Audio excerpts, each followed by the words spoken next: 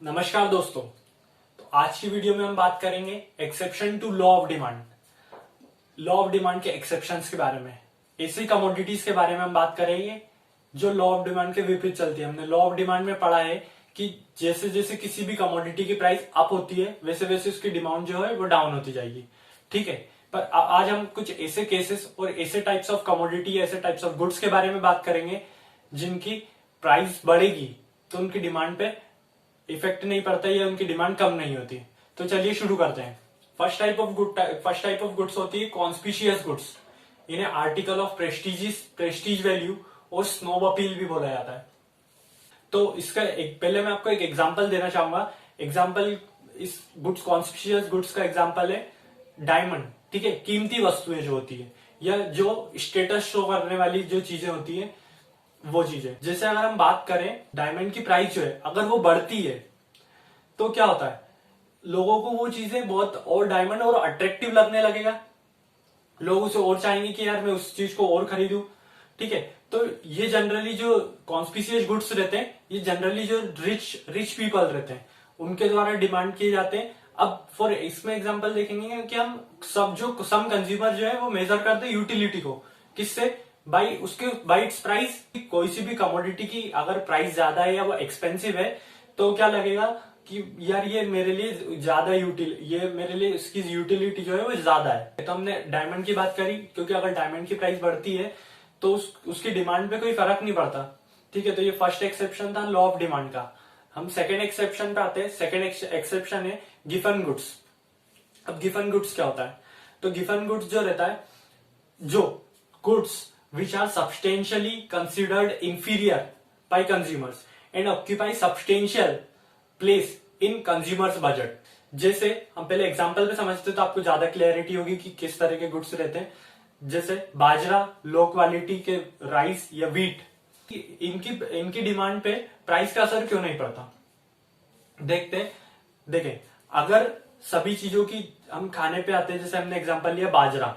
ठीक है, उसके साथ साथ बहुत सारी चीजें। अब अगर फूड आइटम्स की प्राइस बढ़ रही है, समझ लीजिए पिज्जा बर्गर की भी प्राइस बढ़ गई, तो लोग वो खाना छोड़ देंगे।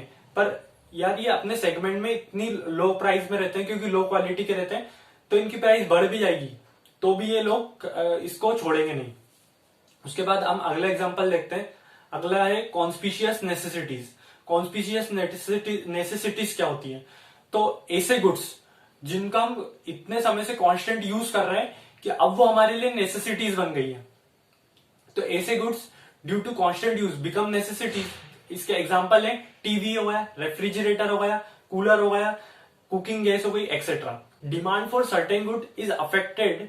तो कॉन्स्पिशियस नेसेसिटीज के लिए कि demand for certain goods is affected by demonstration effect of the consumption pattern of a social group to which individual belongs. तो ऐसे गुड्स कि अगर आप चाहें कि आज यार मैं टीवी नहीं लूं, या टीवी की प्राइस बढ़ गई है तो यार मैं टीवी नहीं खरीदता, या स्मार्टफोन की प्राइस बढ़ गई है, स्मार्टफोन की प्राइस बढ़ गई है तो यार मैं स्मार्टफोन नहीं खरीदूंगा। तो सोचा जाए तो स्मार्टफोन के बिना या टीवी के बिना जिंदगी तो कैसा होगा?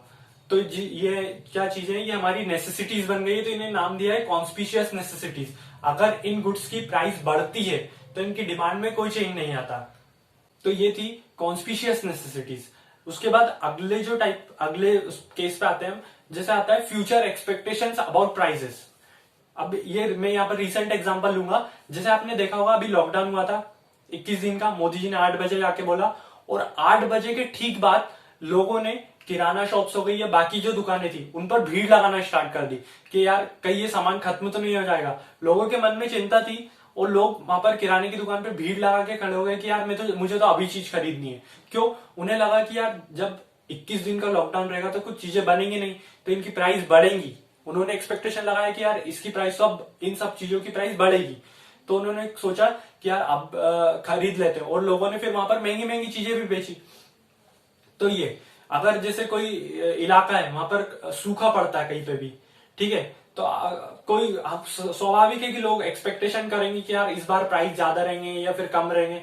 तो उस हिसाब से क्या करते हैं लोग, बिना लॉ ऑफ डिमांड यहाँ पर अप्लाई नहीं होगा। क्यों?